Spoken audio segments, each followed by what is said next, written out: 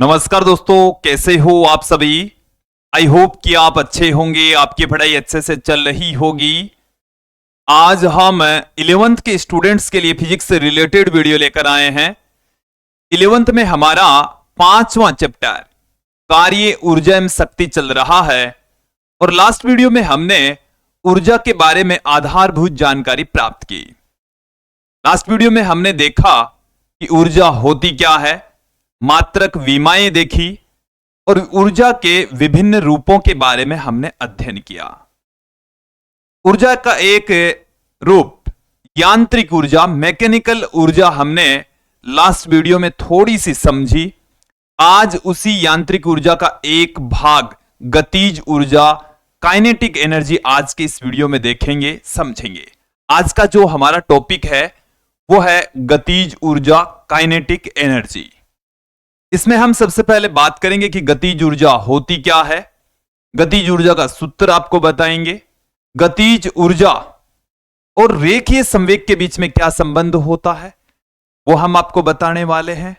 साथ में कार्य ऊर्जा प्रमेय, इसका स्टेटमेंट और प्रूफ दोनों आपको इस वीडियो में बताएंगे, समझाएंगे। विद्यार्थियों, यदि आप हमारे YouTube चैनल पर नए हैं तो चैनल को सब्सक्राइब कर लीजिए, साथ में बेल आइकन भी दबा दीजिए ताकि आपको आगे की वीडियोस की नोटिफिकेशन मिलती रहे। अब बिना किसी देरी के आज के इस वीडियो को स्टार्ट करते हैं।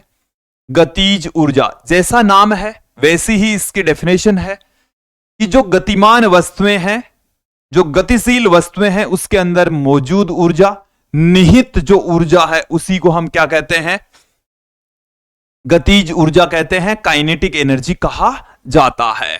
तो देखिए डेफिनेशन क्या है, गतिशील वस्तुओं में निहित ऊर्जा, गतिशील वस्तुओं में, गतिशील वस्तुओं में निहित ऊर्जा गतिज ऊर्जा कहलाती है। गतिज ऊर्जा कहलाती है, गतिज ऊर्जा कहलाती है। ओके, गतिज ऊर्जा को अंग्रेजी में काइनेटिक एनर्जी कहते हैं। गतिज ऊर्जा को कैपिटल कैसे लिखा जाएगा, इसका फॉर्मूला देखें। यह गतिज ऊर्जा होती किसके तुल्य है कि यदि कोई वस्तु पिंड स्थिर अवस्था में है तो स्थिर अवस्था से गतिज अवस्था में गतिमान करने के लिए किया गया कार्य या गतिशील वस्तु को स्थिर करने के लिए किया गया कार्य गतिज ऊर्जा के तुल्य होता है। तो देखिए गतिज ऊर्जा की वैल्यू किसके इक्वल होगी, किसी स्थिर वस्तु को, किसी स्थिर वस्तु को गतिमान करने के लिए, गतिमान करने के लिए,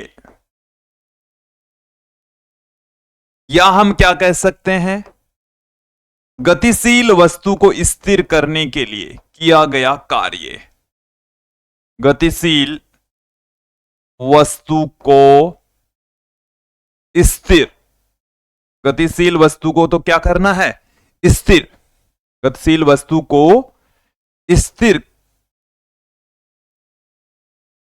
करने के लिए किया गया कार्य, करने के लिए किया गया कार्य, किया गया कार्य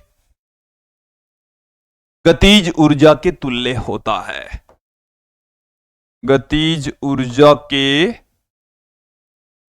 बराबर होता है, गतिज ऊर्जा के बराबर होता है। स्थिर वस्तु को गतिमान कर दें या गतिमान वस्तु को स्थिर करने में जो भी कार्य करना पड़ता है वो गतिज ऊर्जा के इक्वल होता है। चलिए मैं यहां पर कंसीडर कर लेता हूं, माना स्मॉल एम द्रव्यमान को, स्मॉल एम द्रव्यमान को स्थिर अवस्था से, कौन सी अवस्था से, स्थिर अवस्था से हम क्या कर रहे हैं, स्थिर अवस्था से विवेग देने में किया गया कार्य। तो देखिए कार्य बराबर क्या होता है, कार्य बराबर होता है बल गुणा विस्थापन, कार्य बराबर होता है बल गुणा में विस्थापन। हम देखिए बल का फॉर्मूला गति के द्वितीय नियम से जानते हैं, क्या जानते हैं, बल बराबर F बराबर जानते हैं हम m में, F बराबर क्या जानते हैं, m में जानते हैं। तो F के स्थान पर तो हम क्या पुट कर देंगे, m में पुट कर देंगे, तो MAS आ गया, MAS। अब मैं यहां पर A इंटू एस की वैल्यू पुट करने जा रहा हूं गति के तीसरे समीकरण से, गति के तृतीय समीकरण से। तीसरा समीकरण हमें क्या कहता है, v स्क्वेयर बराबर u स्क्वेयर प्लस 2as। और यहां पर आप ध्यान दें स्थिर अवस्था के लिए u का मान क्या हो जाएगा, u बराबर 0। प्रारंभ में स्थिर है, प्रारंभ में वस्तु कैसी है, स्थिर। तो v स्क्वेयर बराबर आ गया है 2as। तो as की जगह हम क्या लिख देंगे, as की जगह हम क्या लिख देंगे, v स्क्वेयर बट्टे में 2 लिख देंगे। और यह किया गया कार्य, यह कार्य गतिज ऊर्जा के बराबर होता है, गतिज ऊर्जा के बराबर होता है, गतिज ऊर्जा के बराबर होता है। यह कार्य किसके इक्वल होगा, गतिज ऊर्जा। तो इसी को हम के बराबर 1/2 m v स्क्वेयर, यह गतिज ऊर्जा का सूत्र आ चुका है, फॉर्मूला आ चुका है। देखिए गतिज ऊर्जा का एकमात्र सूत्र है, ठीक है, के बराबर 1/2 m v स्क्वेयर। यहां पर m गतिशील पिंड का द्रव्यमान और v गतिशील पिंड का वेग है। तो गतिज ऊर्जा के बराबर 1/2 m v स्क्वेयर के इक्वल होता है। यह आपको समझ आ जाना चाहिए, क्लियर हो जाना चाहिए। अब मैं यहां पर बात करूंगा कार्य ऊर्जा प्रमेय के बारे में। कार्य ऊर्जा प्रमेय, वर्क एनर्जी थ्योरम। देखिए कार्य ऊर्जा प्रमेय क्या है कि किसी वस्तु पर, आपके पास में कोई गतिशील वस्तु है, उस गतिशील वस्तु पर किया गया कार्य उस वस्तु की गतिज ऊर्जा में परिवर्तन के बराबर होता है, तुल्य होता है। किसी वस्तु पर किया गया कार्य उसकी गतिज ऊर्जा में परिवर्तन के इक्वल होता है। यह गतिज कार्य ऊर्जा प्रमेय का स्टेटमेंट है। इसको हम दो तरीके से प्रूफ करेंगे, जब बल नियत हो और जब बल परिवर्ती हो। चलिए देख लेते हैं। पहले तो हम बात करते हैं इस प्रमेय के स्टेटमेंट के बारे में। स्टेटमेंट क्या है कि किसी वस्तु पर किया गया कार्य, किसी वस्तु पर किया गया कार्य, किया गया कार्य, कार्य उस वस्तु की, उस वस्तु की गतिज ऊर्जा में, उस वस्तु की गतिज ऊर्जा में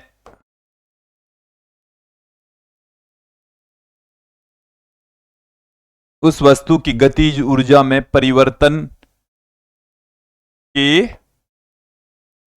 बराबर होता है, बराबर होता है। इस स्टेटमेंट को समझ लीजिए, किसी वस्तु पर किया गया कार्य W और यह है गतिज ऊर्जा में परिवर्तन। गतिज ऊर्जा में परिवर्तन को हम डेल्टा K से पुट करेंगे। इससे पुट करेंगे, डेल्टा K से पुट किया जाएगा। अब ये जो किया गया कार्य है, किया गया कार्य है यह गतिज ऊर्जा में परिवर्तन के बराबर होता है। यह अंतिम गतिज ऊर्जा माइनस प्रारंभिक गतिज ऊर्जा, इसको हम इस तरीके से भी लिख सकते हैं। गतिज ऊर्जा को हम 1/2 m v f square minus 1/2 m v i square से भी पुट कर सकते हैं, या इसको हम ऐसे भी लिख सकते हैं कि जो प्रारंभिक वेग होता है उसको हम v से और अंतिम वेग को हम u से पुट करते हैं। तो इस तरीके से भी हम कार्य ऊर्जा प्रमेय को लिख सकते हैं। वैसे सही तो यही है। ओके, काफी महत्वपूर्ण है, यह आपको ध्यान में रखना है। अब हम इस प्रमेय को प्रूफ करेंगे और दो तरीके से प्रूफ करेंगे, नियत बल के लिए और परिवर्ती बल के लिए।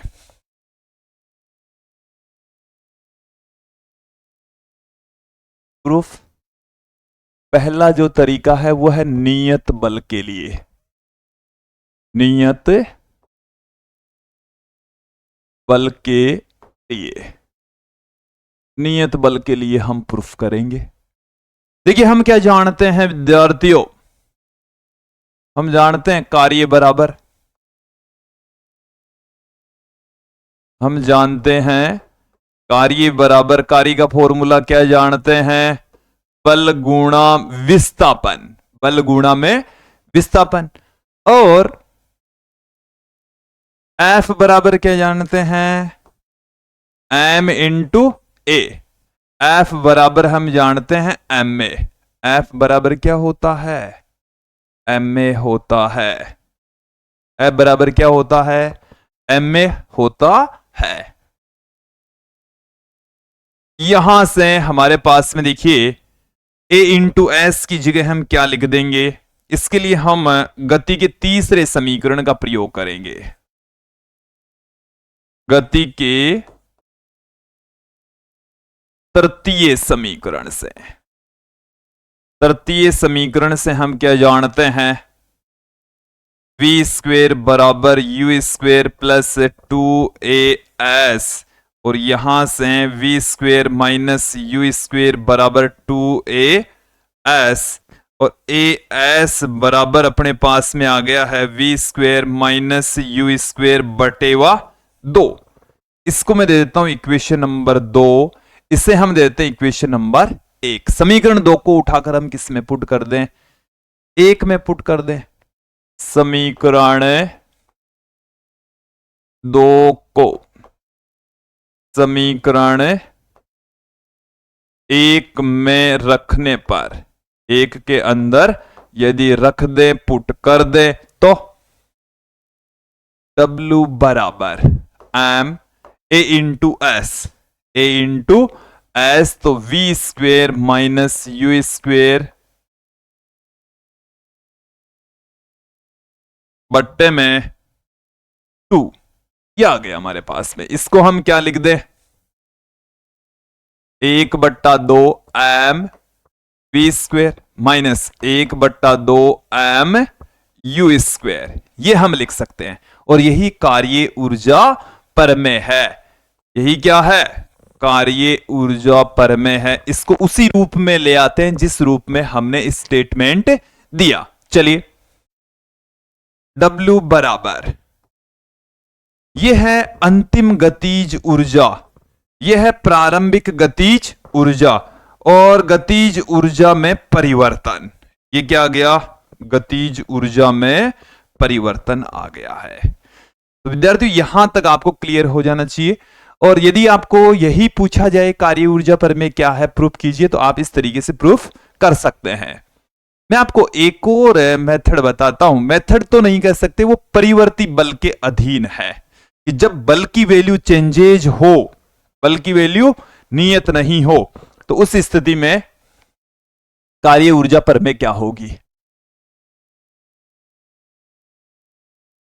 परिवर्ती बल के लिए, परिवर्ती बल के लिए, परिवर्ती बल के लिए। ओके, चलो देखो हम क्या जानते हैं, गतिज ऊर्जा वाले सूत्र को ही हम यूज में लेंगे। हम जानते हैं गतिज ऊर्जा बराबर, गतिज ऊर्जा बराबर क्या जानते हैं, के बराबर 1/2 mv²। इस इक्वेशन को हम टी के रेस्पेक्ट डिफरेंशिएट करेंगे, उपरोक्त का टी के सापेक्ष अवकलन करने पर, टी के सापेक्ष अवकलन, टी के सापेक्ष अवकलन करने पर, टी के रेस्पेक्ट अवकलन करेंगे तो क्या आ जाएगा, डी के बाई डी टी बराबर D by D T 1/2 mv²। अब यहां पर आप ध्यान दें, जो कांस्टेंट है उसको आप डिफरेंशिएशन से बाहर रख देंगे, डिफरेंशिएशन के अंदर रह गया v²। v² का जो डिफरेंशिएशन है वो क्या होगा, v² का देखिए टी के respect 2v dv by dt, ये हमारे पास में चल रहा है dk बाई dt बराबर यहां से 1/2 m, ये चल रहा है। अब देखिए v² का क्या होगा, v² का करेंगे तो 2v होगा, और फिर v का करेंगे तो dv by dt, dv by dt, तो यहां से 2 से 2 कैंसिल हो गया m इंटू v, और ये देखें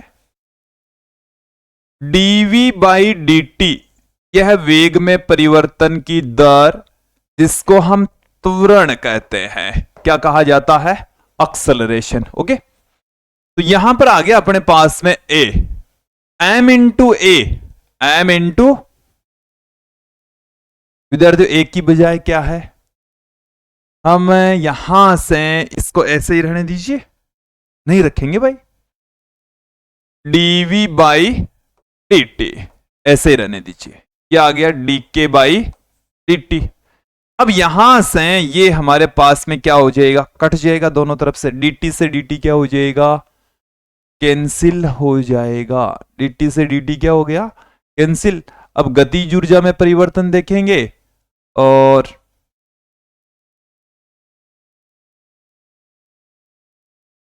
देख लीजिए एक बार, dt से dt क्या हो जाएगा, कैंसिल हो जाएगा। तो ये तो आ गया गतिज ऊर्जा में परिवर्तन, और इधर अपन को लाना है कार्य, इधर अपन को क्या लाना है, कार्य। कार्य बराबर होता बल गुणा में विस्थापन, तो यहां से वेग की जो वैल्यू आएगी ये u से लेकर v तक कर देंगे तो ये आ जाएगा इसमें। चलिए देख लेते हैं जो भी है। तो dt से dt कैंसिल हो गया है, dk बराबर mv dv। उपरोक्त का समाकलन करने पर, इसका क्या कर देंगे अब, समाकलन, उपरोक्त का समाकलन करने पर, उपरोक्त का समाकलन करने पर, समाकलन करेंगे तो इसकी वैल्यू कहां से कहां तक जाएगी, के आई से के एफ तक, और इसकी जो वैल्यू है u से लेकर v तक, u से लेकर v तक। यहां पर इसका इंटीग्रेशन आ गया k, और लिमिट आ गई है के आई से के एफ तक बराबर m इंटीग्रेशन से बाहर आ जाएगा, v रह गया, v का इंटीग्रेशन हो गया v² बट्टे में 2, v² बट्टे में 2, v² बट्टे 2 आ गया। चलिए इसको मैं एज इट इज लिखता हूं अगले पेज पर, कि आई से लेकर के एफ बराबर m v² बटे 2, और लिमिट आ गई है u से लेकर v तक। इसमें अपर लिमिट पुट करेंगे के F, minus lower limit put करेंगे के आई m बाई 2, और v की जगह v², और v की जगह v, एक बार v की जगह u। ये आ गया, ये आ गया गतिज ऊर्जा में परिवर्तन, गतिज ऊर्जा में परिवर्तन के एफ माइनस के आई और ये अपने पास में आ गया है, इसको आप क्या लिख सकते हैं, v square minus u square.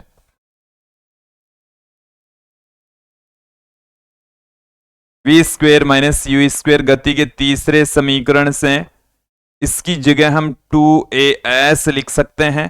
तो 2as आ गया, 2 से 2 कैंसिल हो गया, m इंटू ए इंटू एस, इसकी जगह हम f इंटू एस और w लिख देंगे। तो w बराबर अपने पास में क्या आ गया, डेल्टा के बराबर आ गया के एफ माइनस के आई आ गया है। ये आपको समझ आ जाना चाहिए। ओके, देख लीजिए।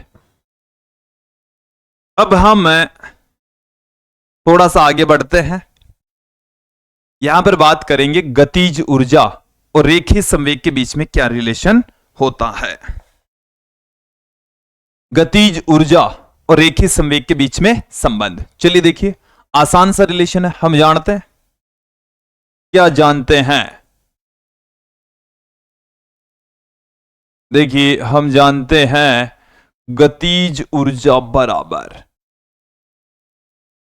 गतिज ऊर्जा के बराबर क्या होता है, 1/2 m वी स्क्वेयर, ये होता है। इस पूरी इक्वेशन को m से गुणा कर देंगे ना, इस तरफ ही m से अंश व हर में गुणा करने पर, अंश व हर को गुणा करने पर आप ऐसे ही समझ जाएंगे कि बराबर 1/2, m से ऊपर गुणा किया तो m का स्क्वायर हो गया, नीचे m से गुणा किया नीचे पड़ा है, ठीक है।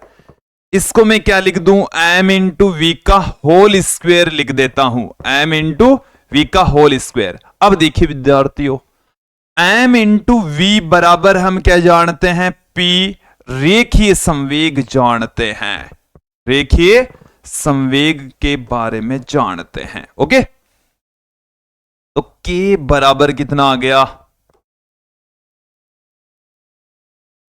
k बराबर आ चुका है 1/2 p स्क्वेयर बट्टे में m, ये p हो गया तो इसका स्क्वेयर हो गया, ये m पढ़ाई है। ओके,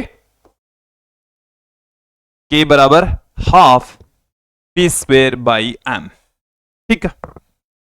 ये रिलेशन है, ये रिलेशन है गतिज ऊर्जा तथा रेखीय संवेग के बीच में क्या संबंध है, तो यही है संबंध। ओके, अब देखिए कुछ ग्राफ के जरिए इसको थोड़ा और बेहतर तरीके से मैं आपको समझा देता हूं। क्या है, k बराबर होता है p स्क्वेयर बाई 2m। अब देखें यहां पर मैं कुछ ग्राफ आपके सामने रख रहा हूं, यदि m नियत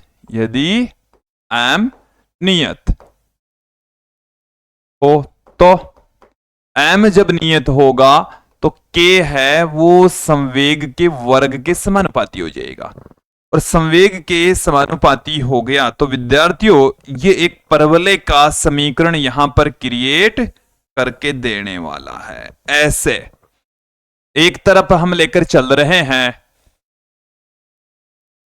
k और दूसरी तरफ यहां पर p, ये प्लस में भी ले लो चाहे माइनस में भी ले लो, p की वैल्यू है, ठीक है।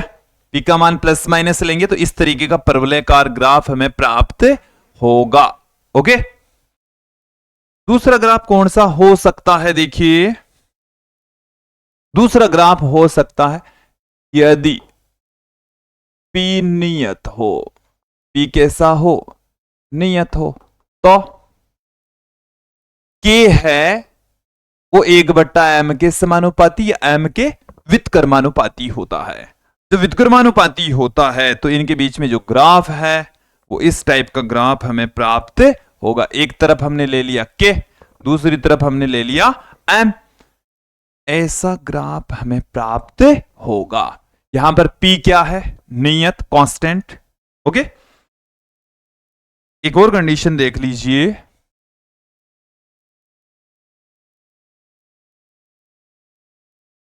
मैं इसको क्या लिख दूं, इसी फॉर्मूले को लिख सकता हूं, p स्क्वेयर बराबर 2m k और p बराबर हम लिख सकते हैं अंडर में 2m k।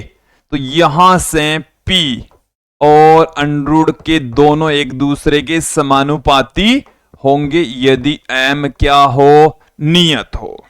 m कैसा हो, नियत हो। दोनों एक दूसरे के क्या होते हैं, समानुपाती होते हैं। चलिए, एक तरफ है अंडर के, एक तरफ है p, तो दोनों के बीच में ऐसा ग्राफ आएगा, ऐसा ग्राफ हमें प्राप्त होगा। दोनों एक दूसरे के समानुपातिक रूप से होंगे। तो विद्यार्थियों, ये रिलेशन है गतिज ऊर्जा और रेखीय संवेग के बीच में। कुछ ग्राफ भी हमने इसी रिलेशन से, इसी सूत्र से देखे, समझे। मुझे उम्मीद है आप लोगों को ये जो आज का हमारा टॉपिक है वो अच्छे से समझ में आ गया होगा। नेक्स्ट वीडियो में इससे जस्ट अगला टॉपिक स्थितिज ऊर्जा, पोटेंशियल एनर्जी लेकर लौटेंगे। आज के लिए इतना ही। धन्यवाद दोस्तों।